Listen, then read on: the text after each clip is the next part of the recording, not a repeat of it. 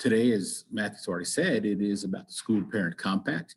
You've probably already been doing some homework and learning about the School Parent Compact, but we're glad we can bring this information to you.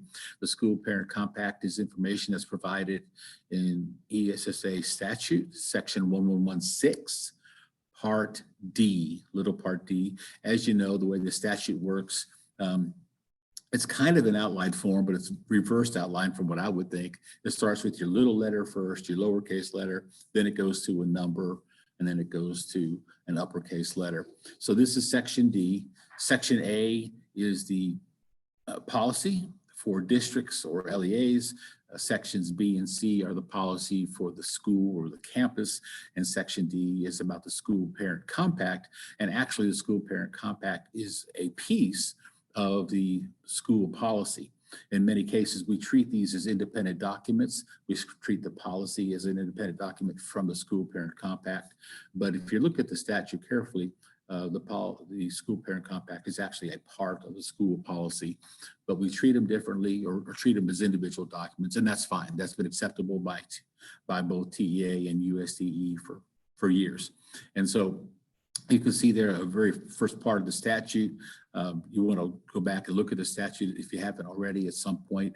It's a short section, but the important part to remember is that the compact, like the policy, it's jointly developed with the parents' participation and input. The compact outlines how parents and the staff and the students will be working together for student success. The idea is to improve academic achievement, to enable a child to be successful in achieving the state standards, to be successful in all the assessments. And of course, we want also the compact will address the importance of two-way communication between school and home. The school and the parents need to work together in partnership for student success. So be sure you read section 1116 part D if you haven't already.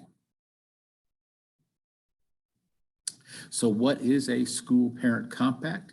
It is a three-way agreement. Some people might call it a contract.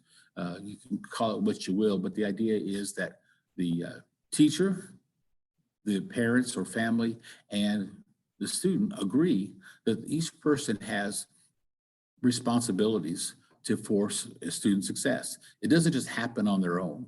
And it isn't just a one person's responsible. We all work together for student success, and the compact outlines the way in which that's going to happen. The compact outlines some of the main goals and some of the strategies that will be involved, and it identifies then the way in which parents will be provided information on a regular or frequent basis, so they know how they can better help their child, how they need to encourage the child, how they can certainly want to praise and give an attaboy to the child, but frequent communication for student success. So that's really important.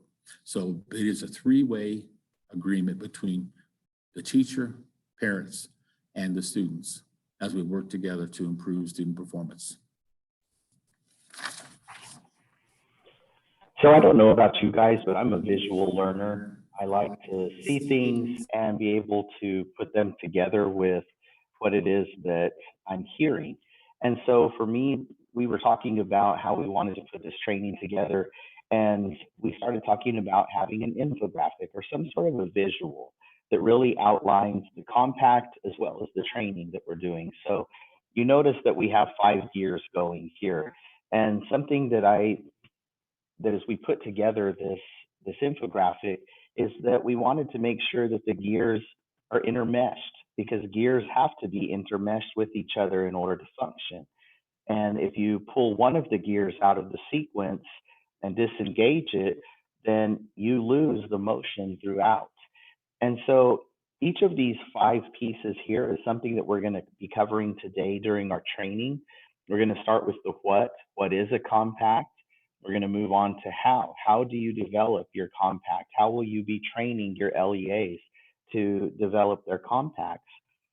Then we move to who's responsible for the compact. And that's not just in the creation and development of the compact, but it's also, we're going to be talking about responsibility of the parties that are mentioned within the compact. We move on to when is it implemented? And this is something that we really want for LEA, for you to really push the LEAs, is that the compact should be functioning every single day. It should be a live and active document that works on a daily basis, something that it's almost like you can't live without it in order to have successful partnership with parents. And finally, we're going to talk about why the compact is valuable. And so as we continue through our presentation, something that struck me when I first started researching the compact was that there's similarities in the school parent compact and the PFE written policy.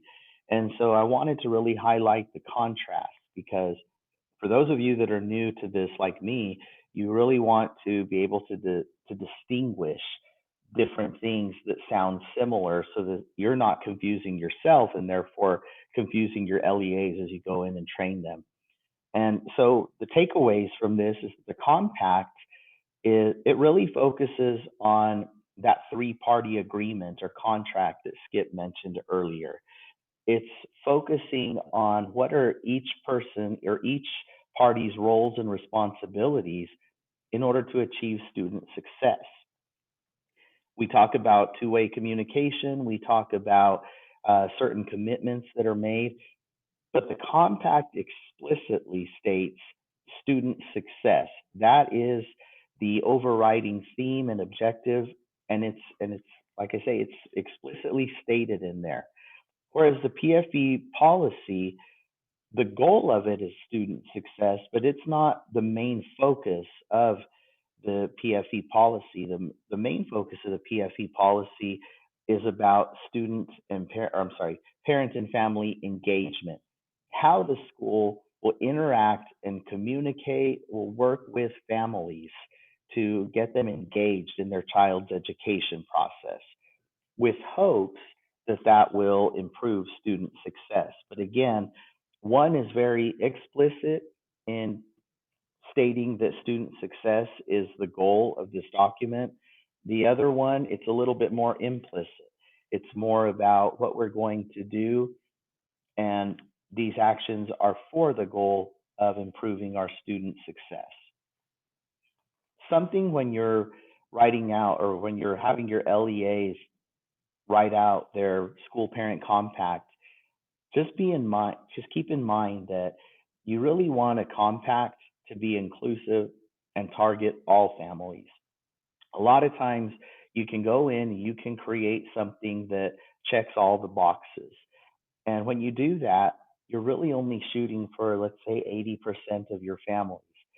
And an analogy to that would be a teacher telling your students, if you will just go in and answer all of the multiple choice questions, don't worry about the essay. If you get all the multiple choice questions right, you'll get an 80 on this test. That's not how we teach our students. And so therefore, that's not how we should be teaching our LEAs. We should be teaching our LEAs to really consider all families.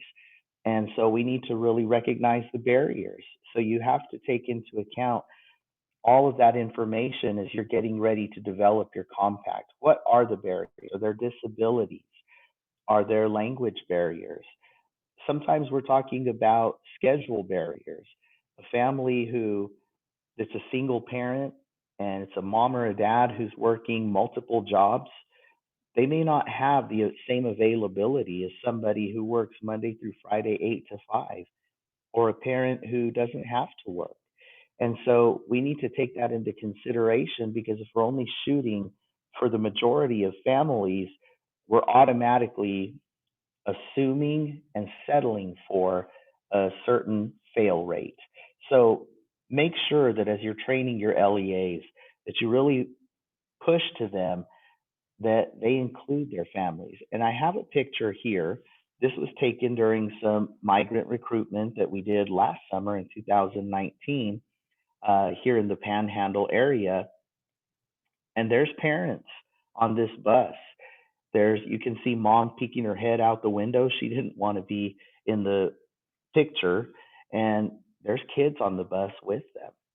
Some of these kids, they're old enough to work out in the field, but you have to take those parents into consideration too. those parents who don't work the normal traditional type job where there's some availability built in. And so when you have that built into your compact to also reach out to these parents and engage them, you're on your way to building a strong compact.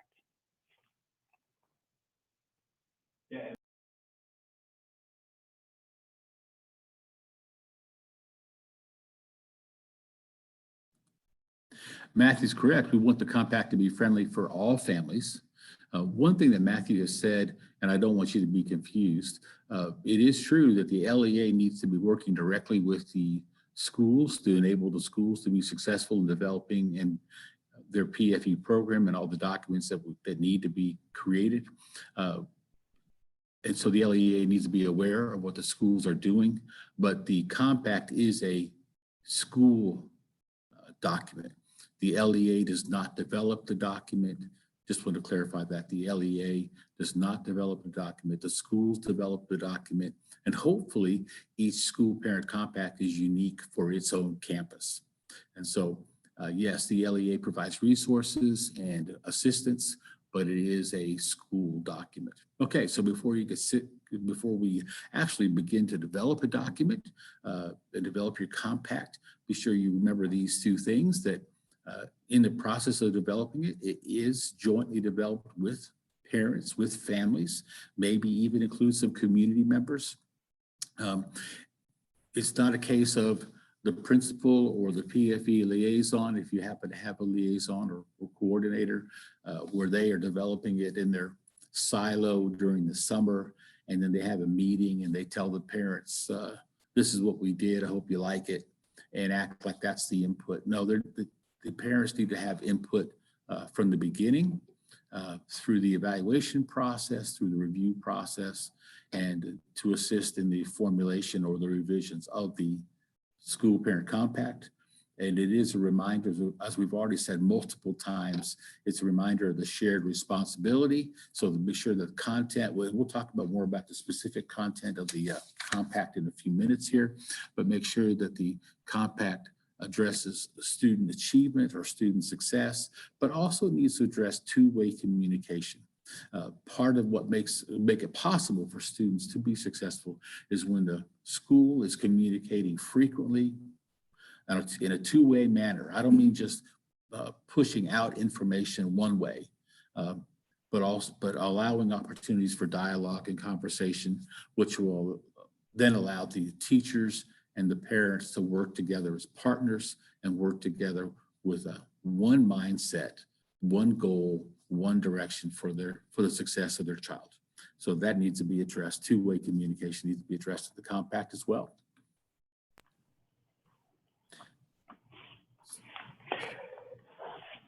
I'm glad I have Skip on here to catch those little things that I miss out on, because you have to remember I'm a newbie at this as well.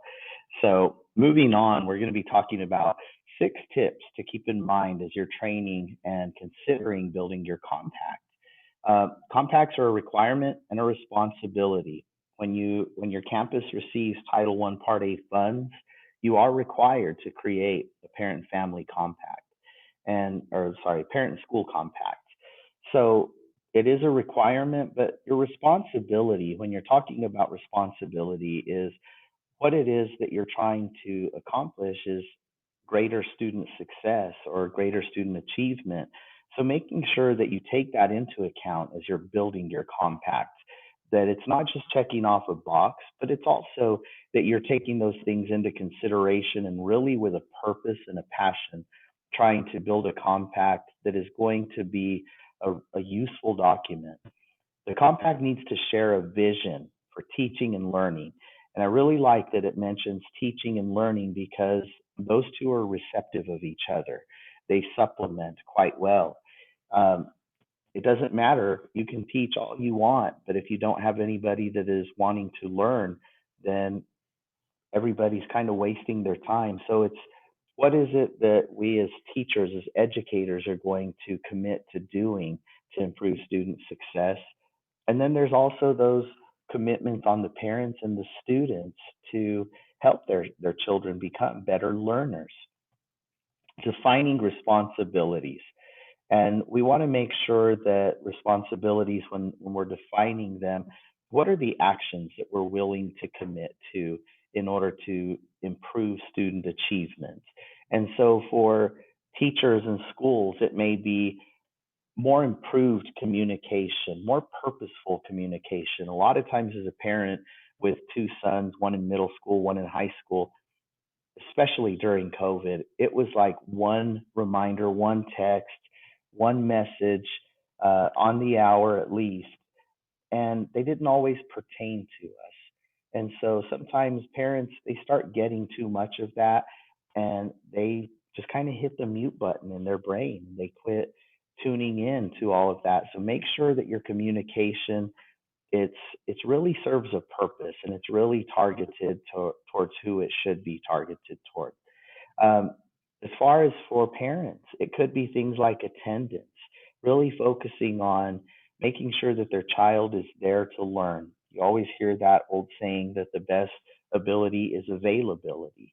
And so we want to make sure that we're really helping parents to understand the importance of things like attendance. And then for students, we want to help them to instill better habits to become better learners. That can be really working with them on study habits, but it also too can be being a better listener, being a better observer with our students, because a lot of times kids won't ask questions. But if you kind of read the body language or you start to watch trends and patterns, you can see that they're struggling a little bit. So really helping them to understand that it's okay and it's encouraged to ask questions. This compact needs to depend on everybody, on the three parties believing in its usefulness. That kind of goes back to the communication aspect. Make sure that there's really a purpose to everything that you include in your compact and that it's clear and obvious. Sometimes you'll get an agreement, a piece of paper, and it doesn't really mean much. And a good analogy for that is when you sign up for an app on your phone, do you really take the time to go through and read all the privacy and terms and agreements for that? And a lot of times we don't. I would say probably most of the time we don't. But we need to make sure that our compact isn't like that, that we don't create a compact where parents and students are just saying, yeah, yeah, whatever. We want to make sure that the compact is useful, that it serves a purpose, and it's obvious in what the target objective is for our compact. That leads into this needs to be more than just a piece of paper, not just something pretty to hang on the wall of your PFE liaison or administrator, whoever it is that's working on this, but this needs to be something that is consistently at work. So it's kind of like a piece of paper that's probably going to have a lot of notes scribbled on it throughout the year by your PFE liaison or your person who's working with parents and families. Because as it's ongoing and it's constantly evolving, you want to be taking those notes as to, okay, maybe we need to tweak this, or maybe we need to implement this in this way instead of what we were thinking. So make sure that it's a working document. And that leads into 6 as well. Make sure that it's used. Don't just have it there as a poster in your office, a piece of paper that's stuck to a bulletin board. Make sure that you're referring back to it on a consistent basis so that it continues to serve its usefulness. With the campus improvement plan, we'll go ahead and let Skip talk a little bit on that.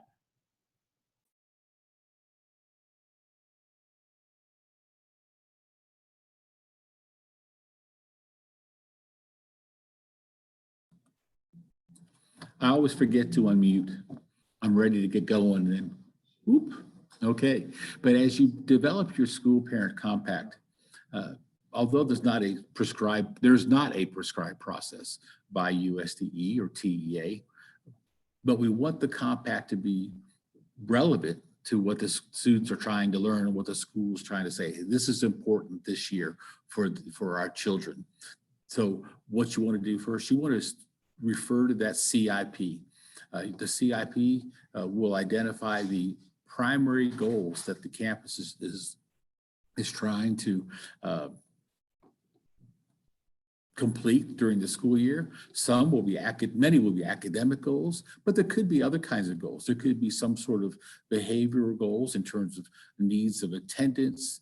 There maybe has been an unusual amount, unfortunately, of bullying or school violence or campus violence. And so you're going to do some things differently to try to change the behavior, the activities of the schools. So there are different ways in which a CIP can be focused.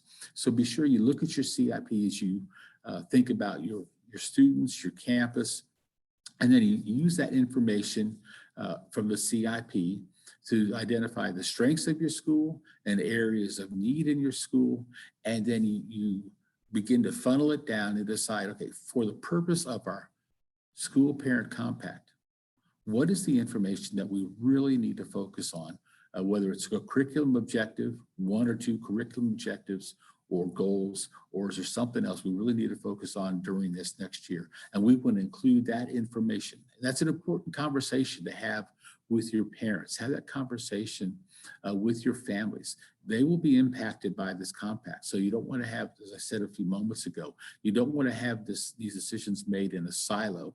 You want to have these decisions made in conversation with your parents as you develop your compact.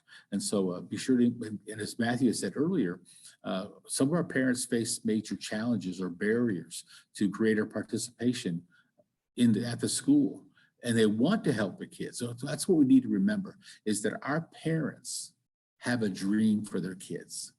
Our parents want their children to be successful, and our parents have the ability to develop skills to enable their children to be successful. We need to remember that, but we need to remember that they are facing some are facing major challenges or barriers, and we need to find ways as we develop our compact to be sure that the compact will address those families as well. All families are a part of this compact, and all families want student success. So Matthew's going to take us to the next slide, which will show us kind of just an overall view of how we develop the compact. Again, there's no right or wrong way to develop your compact as long as you involve your families.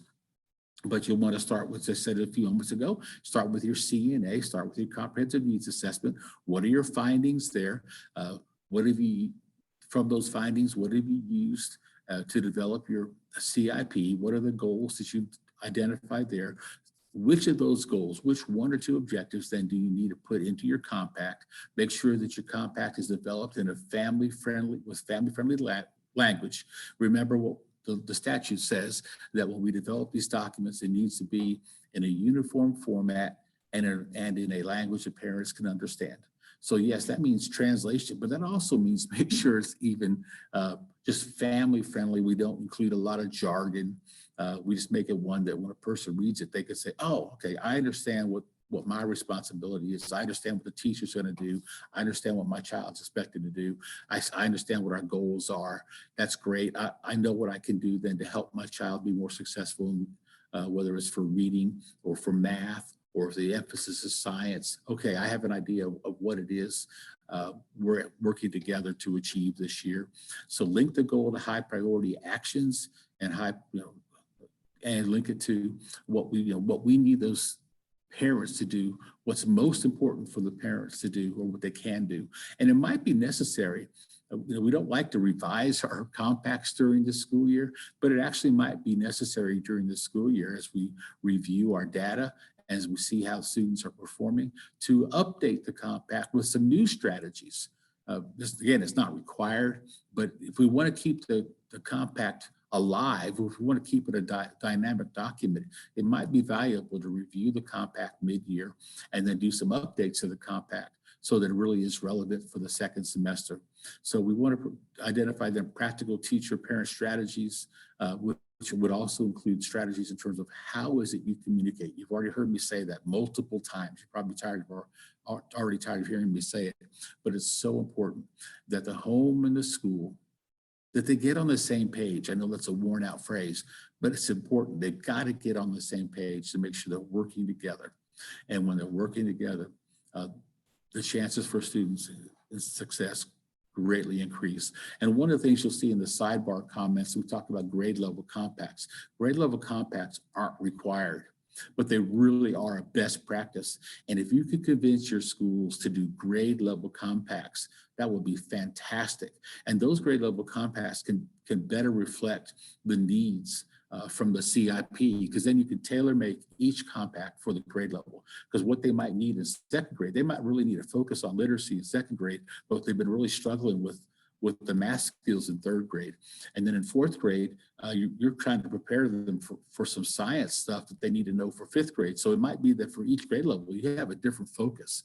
And so that's the wonderful thing of grade level compacts. So not required, but we strongly encourage you to consider that and to encourage your schools to look at that possibility. And we have training. We have a training document which we'll refer to later in this presentation that goes into great detail about how you develop your or how you can develop your school parent compact. There's a question real quick. You want to do those now? I'm sorry. You want to answer questions? Oh yeah, if you got one, if you got a question, or just interrupt. It looks like there's a question. Shannon, what do we got there? There was a question that Claudia was asking and about when. Is there a deadline to present those school parent compacts? I know that that's often done at the beginning of the year, but what would your suggestion, Matthew or Skip, be? Thank you, Claudia, for asking that question. Again, the statute doesn't give a specific deadline or time frame, but what we would suggest to you is this.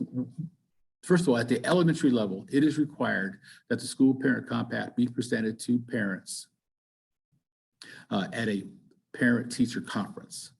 And so hopefully that's happening in the elementary schools. And that usually that parent-teacher conference is in the first 6 to 9 weeks of the school year. Again, there's no specific time frame, no mandated time frame, but it's normally in the first 6 to 9 weeks. And so you should have the compact presented to you by your teacher. And we talk about the compact in the context of how the compact is being used to address and assist you and to assist your child with student learning.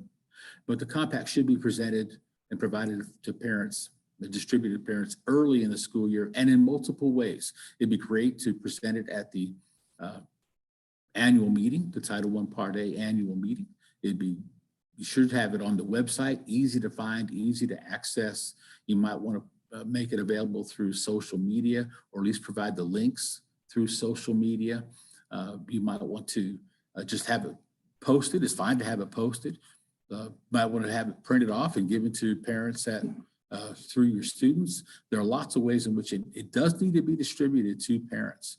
And that should happen early in the school year. It doesn't do the parent any good to receive that in January. I mean, I guess getting it in January is better than getting it in February, but they should be receiving it in August, September, or certainly by October.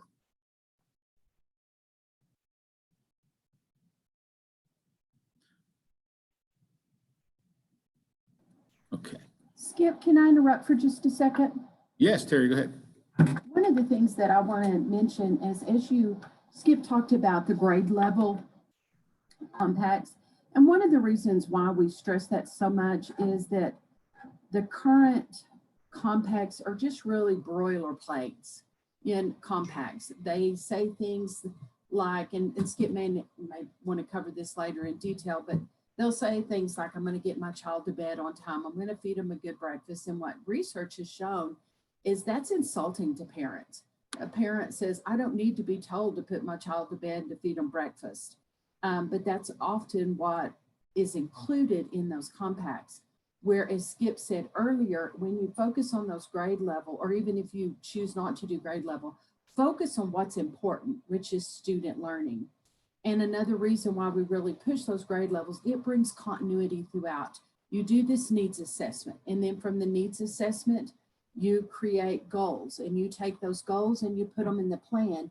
And oftentimes you stop there and you never let the parents know what those goals are. By doing grade level compacts, you have that continuity.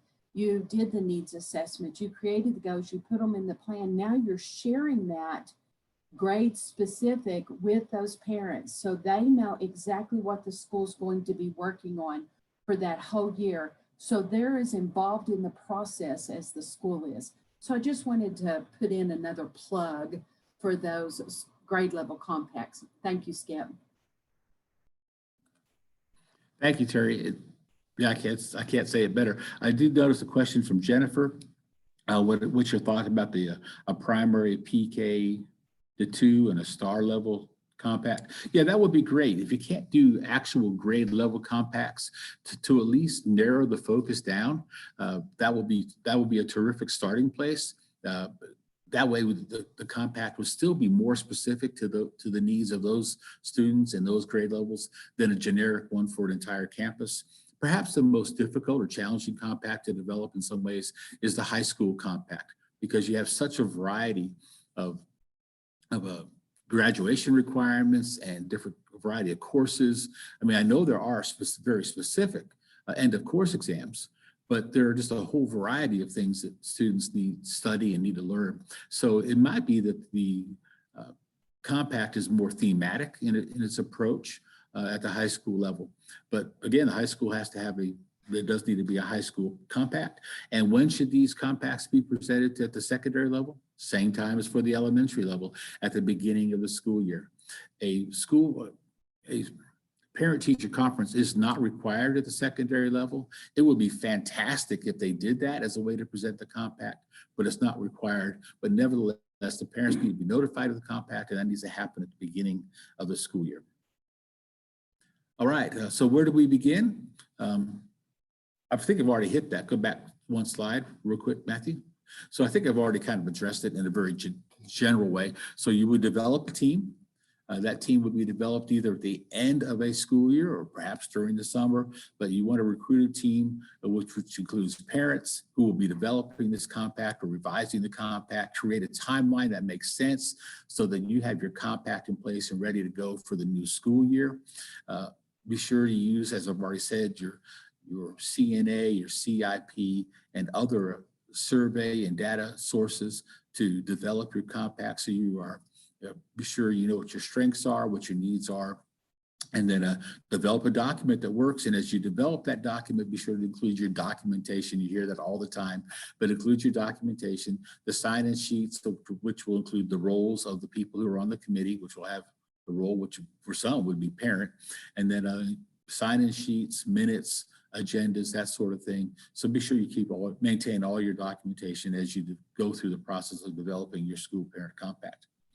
The content of the compact, you have here 7 items that are required to be addressed in the compact. It doesn't mean you have to have 7 bullet points, that you have to have 7 little boxes on your compact, and where box 1 is the school's responsibility for high quality curriculum instruction, and box 2 is meeting the state standard. But through the way in which your compact is developed and presented, these 7 topics or ideas need to be addressed.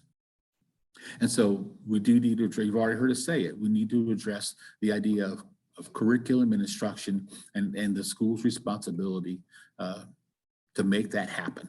We need to talk about the state standards. Again, we don't necessarily have to have a whole list of the STAR exams. You might want to include the STAR exam test dates on there if you like, but you want to have, again, something that this is the student is, we are preparing the student to be successful to pass the state academic standards. What is the parent's role? What is the child's role? You've heard me already say it, frequent two-way communication. Is that communication going to, how frequent will it be? Will it be once every 9 weeks? Will it be more frequent within that? Is it only, is the only communication you get going to be the report card that comes out once every 6 weeks or once a quarter, depending upon your school system? So how are you going to maintain two-way communication? Does the parent know when the parent has the ability or has the opportunity to contact the teacher? Like maybe the compact that you provide somehow would identify specifically when a teacher from their classroom provides it at the elementary level, they could say, this is my this is the best way to contact me. This is my telephone number, or if you don't want to use a telephone number, which I understand, this is my email address. But how do we contact our teachers? And is there a better time of day? Is it better to contact them during their lunch hour? When is their lunch hour? Is it better to contact them during an off period? Is it better to contact them at the end of the day or before the day? How do we contact the period? Is there a time in the evening that we can contact our parents? But how do we do two-way communication? What's going to be the most successful to make that happen? Make sure that we address the annual parent-teacher conference, which is required at the elementary level, which we've already talked about, frequent reports of student progress, and then, of course, just reasonable access. We need to be able to let parents know that they have the right to attend, to come to the school and to sit in on their students' class, observe what's going on, participate as a volunteer, or perhaps even to assist. Now, that doesn't mean the parent can just knock on the door and say, I'm here, ta-da! No, that can't happen. There is a process that they'll need to notify the teacher or the school in advance, get permission, work out the time so that when they come there, it's an agreeable time, it's convenient for the parent, convenient for the school or for the classroom teacher. But parents have access to the school. And so these topics need to be addressed in one way or another in the content of the compact. So all the things that we've been talking about so far with our school parent compact, we're really focusing on making sure that it's an inviting and welcoming atmosphere at the school. And that builds into building positive school culture. We want to make sure that everybody who's a party to the compact feels welcomed in the school, that there's an environment or an atmosphere of the school that you really want to have all of these three parties active, feeling welcome, and that's going to build towards them learning, improving the learning environment for students. And so with our school parent compact, we want to make sure that we're taking into consideration all the barriers that parents might face in being able to engage in their child's education. We want to make sure that everybody feels included, that it's not just the school for this group or that group, or because I belong to this group, that maybe I'm not really welcomed or valued in my child's school. So we want to make sure that we're reaching out to all of those families to let them know that, hey, you're important and we need for you to be a part of this in order to give your child the very best chance of educational success that we can. We want to make sure that when we're talking about two-way communication, making sure that it's meaningful, but also making sure that it's effective. Take into account if you have a family, a parent, a single parent, whatever it might be, that works from 7 a.m. to 7 p.m., you're not going to get a timely response from that parent at 3 o'clock in the afternoon if you're shooting them a text message or calling and leaving a voicemail. So take into account those things. And those can be things where you can really reach out to parents, and it's kind of a responsibility of the parent to let you know when is the best time to communicate with them. What's the best format? A parent who is wanting to be engaged and tells you, I'm sorry, I work 7 to 7, but you are welcome to shoot me a text. And whenever I have a break, a lunch break, or as soon as I get off work, I will do my best to get back in contact with you. And when you're accepting of that, knowing that that's a limitation and a barrier that they can't really overcome, that parent wants to become more a part of the process in all of this. And so you really build engagement that way. Make sure that you're reviewing the impact data of your compact and things like your CIP. Sometimes we put things into effect, we plan well, but then we don't take something into consideration, and that impacts or affects the outcome, the objective that we're trying to accomplish. So make sure that you're taking those into consideration. And that kind of goes back to what Skip was saying, that you're always wanting to evaluate your compact. While we don't want to be spending a lot of time constantly changing and revising our compact, it might not be that we have to revise our compact. It might just be that maybe we tweak our methods a little bit, sticking to what was written in the compact. It could just be that the action that we're taking is maybe not the very best action, but changing it up a little bit provides a little bit more effectiveness. So making sure that we have a culture where it's an interactive and engaging culture and welcoming culture. That's really what our compact needs to help a school provide whenever they're writing this uh, into their compact.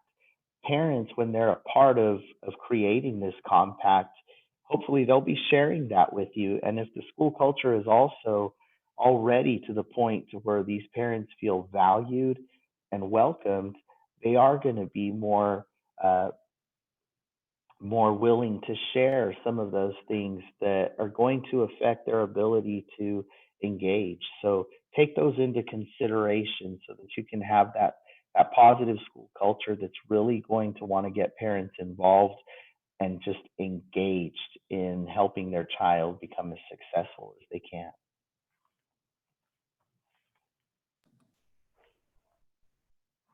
And As we've said all along, we don't want this document, and Matthew said it earlier, we don't want this document just to be a shelf document. And that's kind of a favorite phrase of Terry, but she's right. We don't want this to be a shelf document. We don't want this one to be posted on the wall and then forgotten or neglected. We want this to be a dynamic document. We need to make sure whether our document, and also it's not just the written aspects of it, but the implementation of it.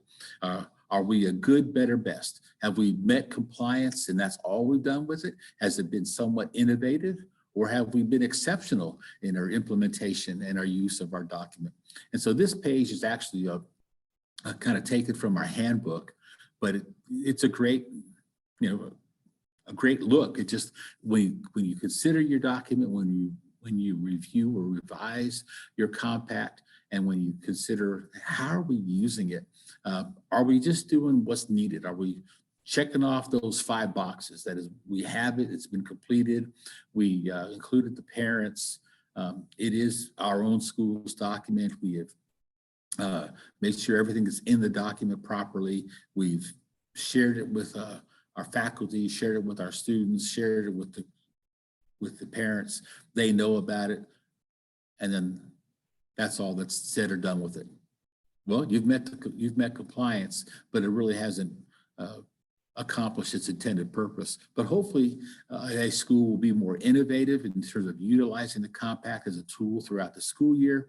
They'll use it to evaluate how they are performing, both in terms of two-way communication. How are they performing in terms of teachers fulfilling their responsibilities, students fulfilling theirs, and parents there as well.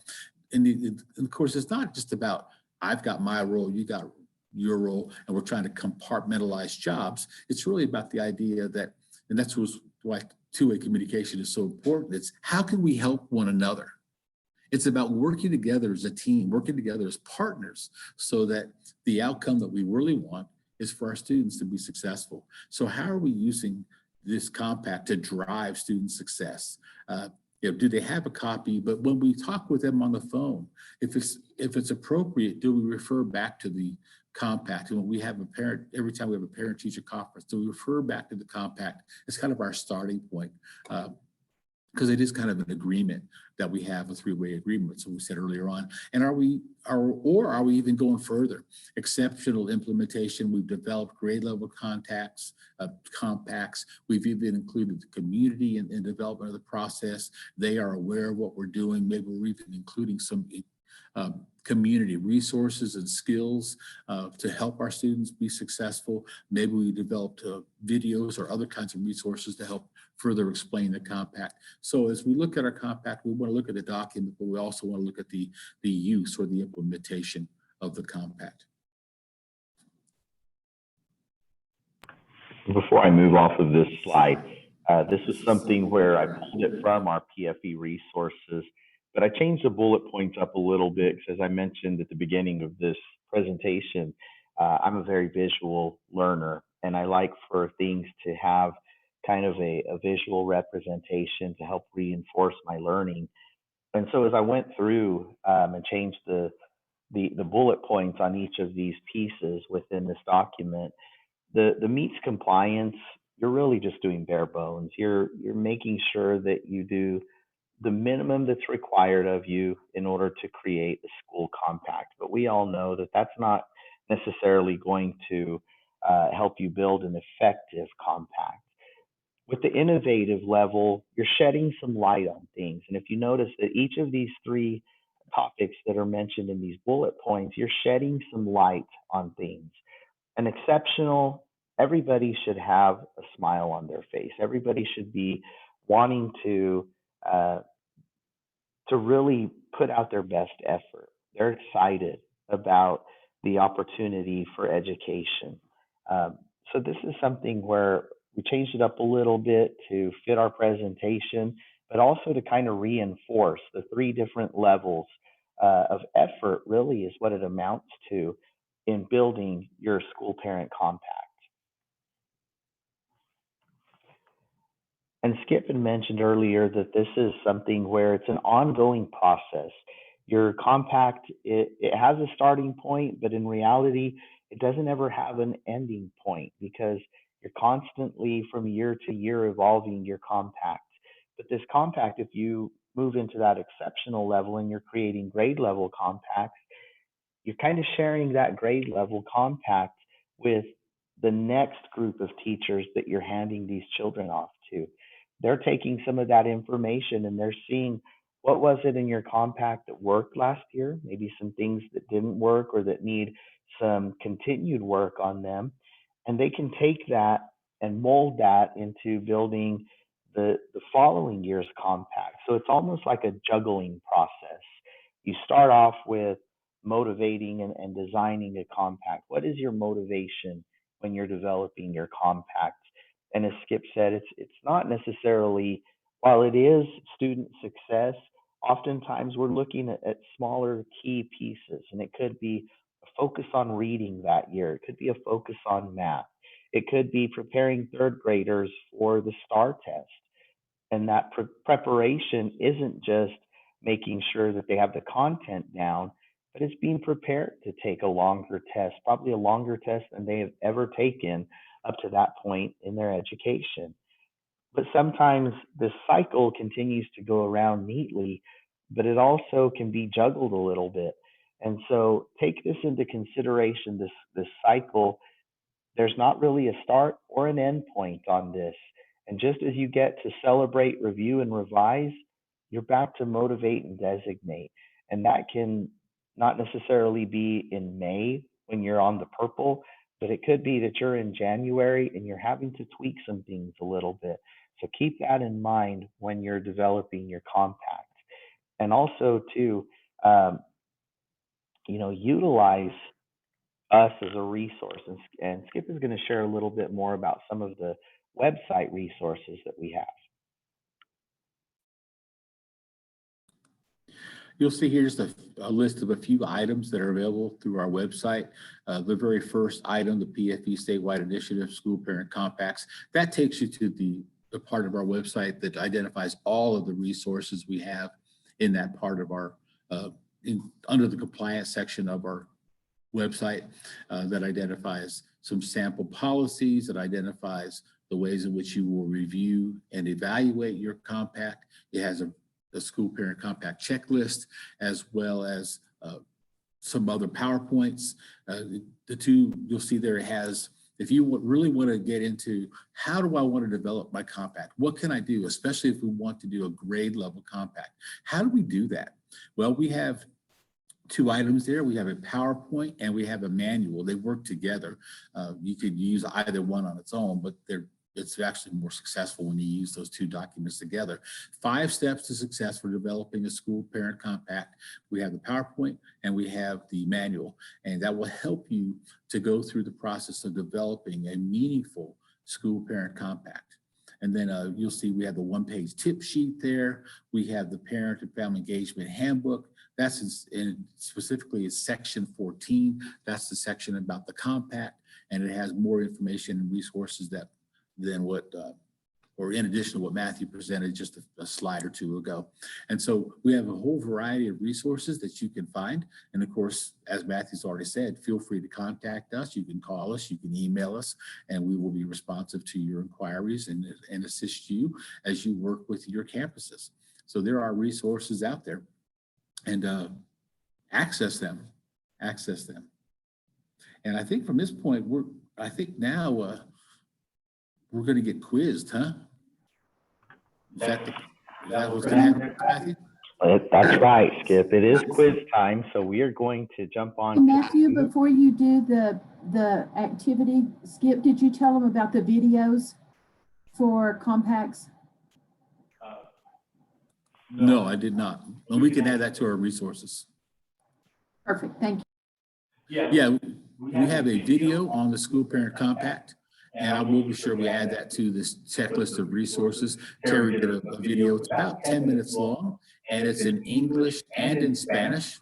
So you can use that as a way to use it to train your schools, but also it's a great video to use to help inform your parents. And Skip kind of lied there because Terry did not do the Spanish videos. Matthew did. So we're going to go ahead and move on. We're going to test our knowledge a little bit just to see how much you were able to glean from this presentation today on compacts. Please don't be frightened, worried, concerned about doing this, but Kahoot's a little fun way to be able to go on and do a little bit of testing. We're going to take some key points and we're going to build them into a Kahoot game that we'll be playing with you guys. So I'm going to leave this up for just a few more seconds here, but when you get on to www.kahoot.it, it's going to ask you for your game code. And that code is the 692271 that you see here in the middle of the screen. And here in just a moment, we are going to get started with that. And we just want to see how well you guys have picked up on all of this.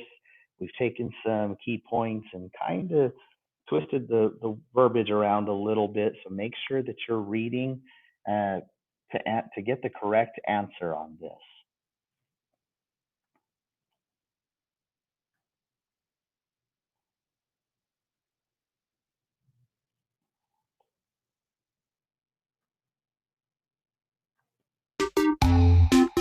Okay, we've already got quite a few people logged into this. So I'm going to give it just another moment or two. We'll let a few more people get logged in. And hopefully we don't have any issues with people getting logged into this. We use this quite a bit for our migrant trainings. It's a good way to kind of build up some of the competitive juices, quiz in a little bit more active but lighthearted manner. And it's funny because we would oftentimes see that competition boil over in rooms.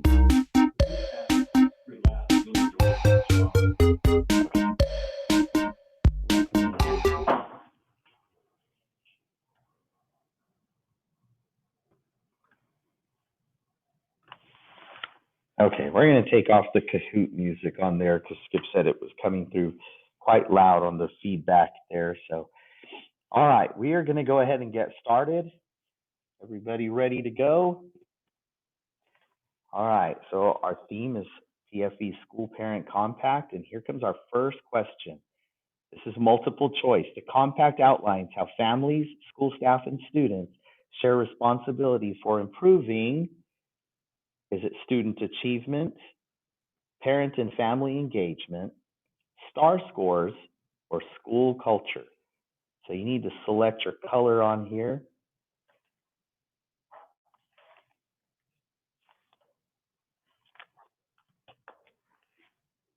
Make sure you read thoroughly.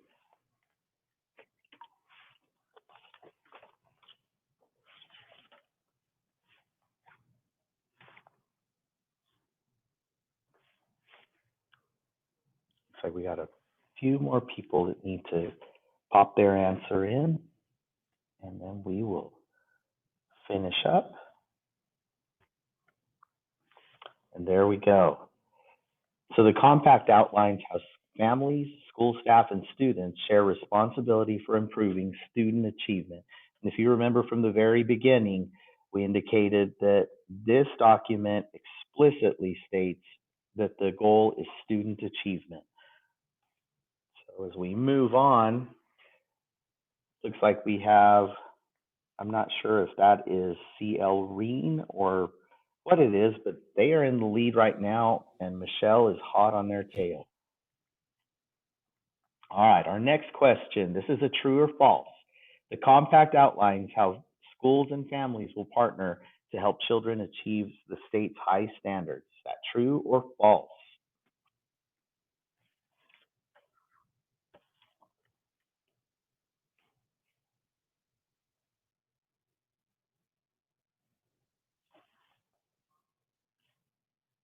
And that is true. Remember again that the compact very explicitly states this is all about student achievement. And one of the key phrases that's mentioned in the ESSA guidelines is helping children achieve the state's high standards. Okay. So on our leaderboard, oh, Michelle, you jumped up into the lead here, followed by Aggie not too far behind. And Zan is very close on Aggie's tail. Matthew, you might want to tell these people that they get their points based upon their time as well as accuracy. It is. It's a time and accuracy thing. So the next question is, the compact describes the school's responsibility to provide high quality curriculum and instruction to meet, is it college, career, and military readiness, the USDE's academic achievement standards, the state's academic achievement standards, or is it none of the above? All right, we've got some good readers on here. The compact describes the school's responsibility to provide high quality curriculum and instruction to meet the state's academic achievement standards.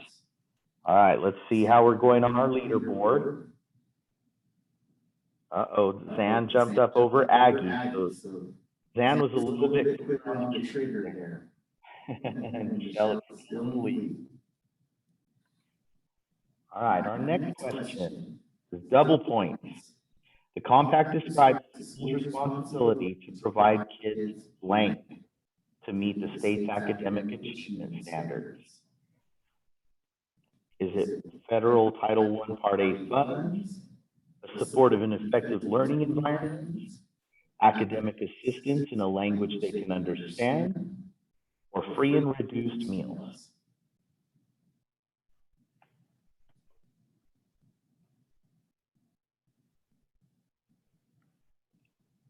We have a couple more people waiting to answer.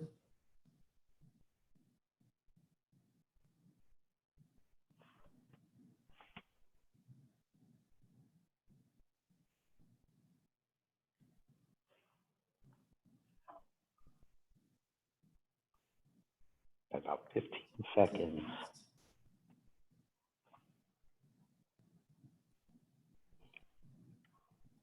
Get that last person hanging out there, just make a guess.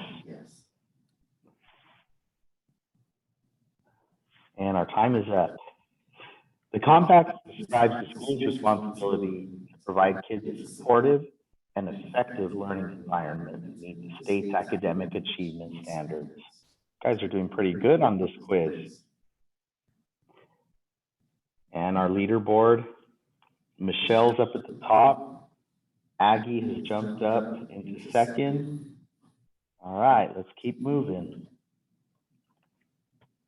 This is a true or false. The compact describes the ways in which parents and families will be responsible for supporting their child's upbringing. Make sure you read that question very carefully.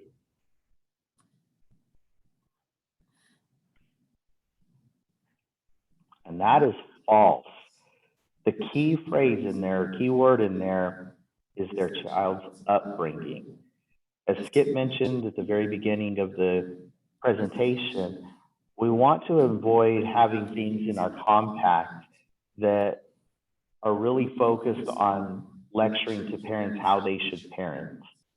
Okay, so a child's upbringing, you may have two parents that see things two totally different ways. And that is not what the compact is driven to change. All right, we still have Michelle, Aggie, and Zan. They're at the top of our leaderboard, but it's still pretty close. All right, next question. The compact addresses the importance of which type of communication between teachers and families on an ongoing basis. Is it regular three-way communication, meaningful communication between work and school, communication in a language only the family can understand, or none of the above?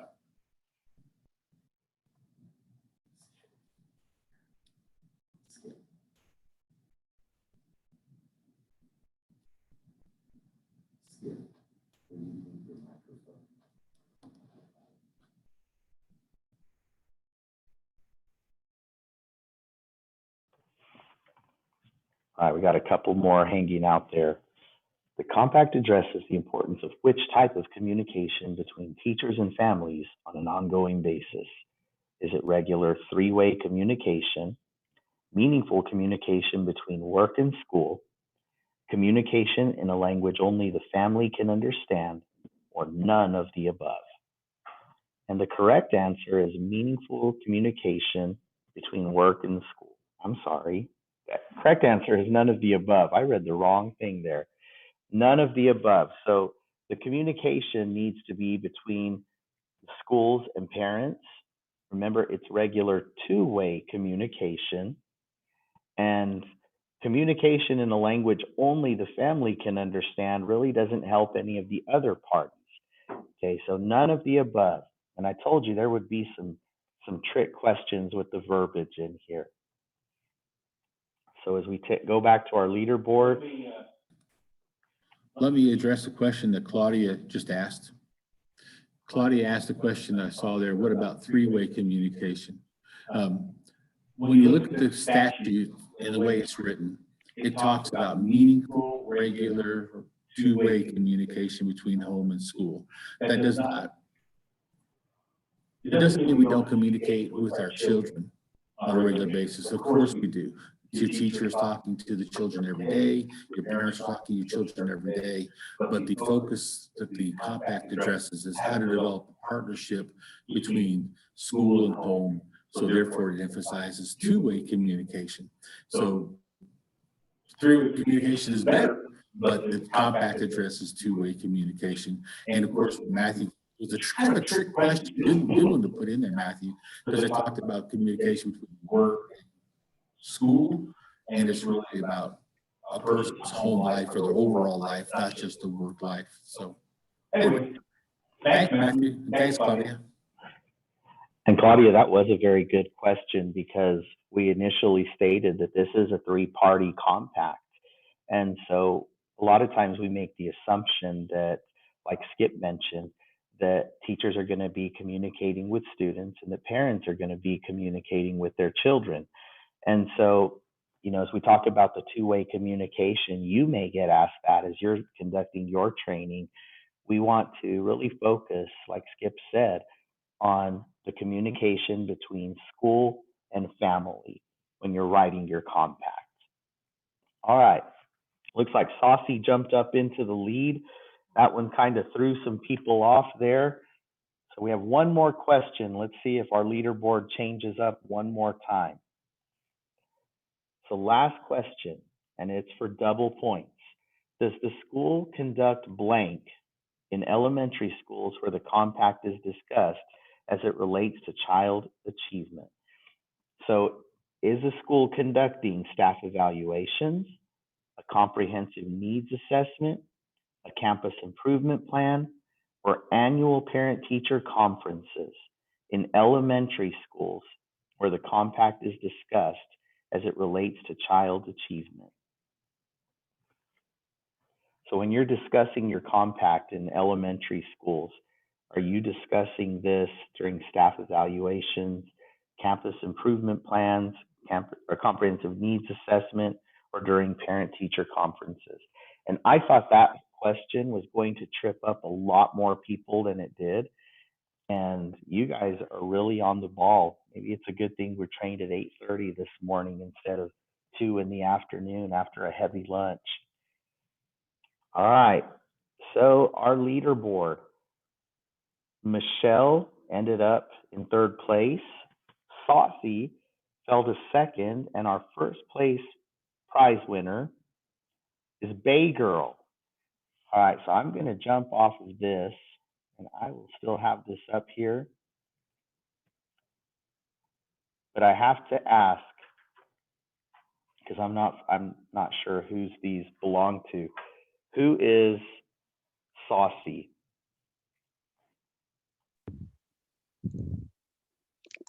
That would be me, Martha Salcedo. I'm from Region 15. All right, Martha.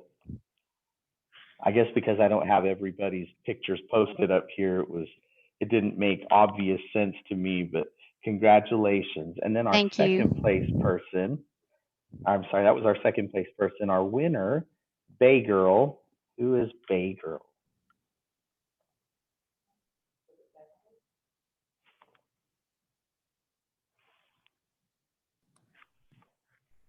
You're going to get a prize, so speak up while you can. Oh, Beverly. Okay. All right, Beverly. All right. And Michelle, I'm assuming, now I have everybody up here, that's, well, I don't see Michelle up on here. There she is. Okay, so Michelle, you are our 3rd place winner. All right.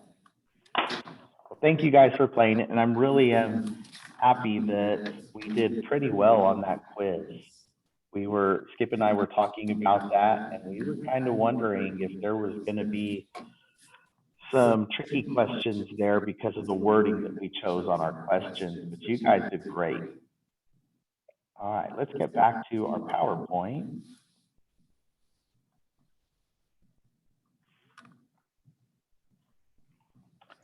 And so we included in our PowerPoint some of the questions, or actually all the questions that we used in our Kahoot quiz.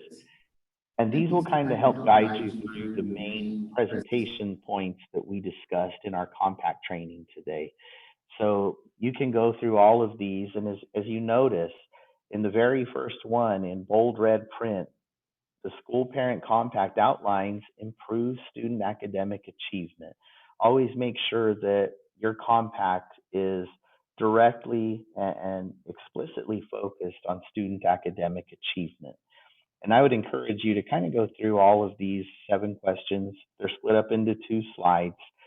And they also list here where you would find them in ESSA, because having been an ESC trainer for migrant, just like you guys are doing right now for Title I Part A, you get those questions that say, well, where does it say that? And so each of these questions, as you're going through and you're working in your training, we wanted to be able to provide where you can guide your LEA staff back to finding the answer for the question they're asking. This gives them that opportunity to read it and to know that you're not just making these things up, but that you are actually pulling this out of statute, that it is a requirement, and that it is something that they're required to incorporate into their parent and school compact. Okay, again, notice here that for each one of these questions that we have the location for the ESSA section they were pulled from.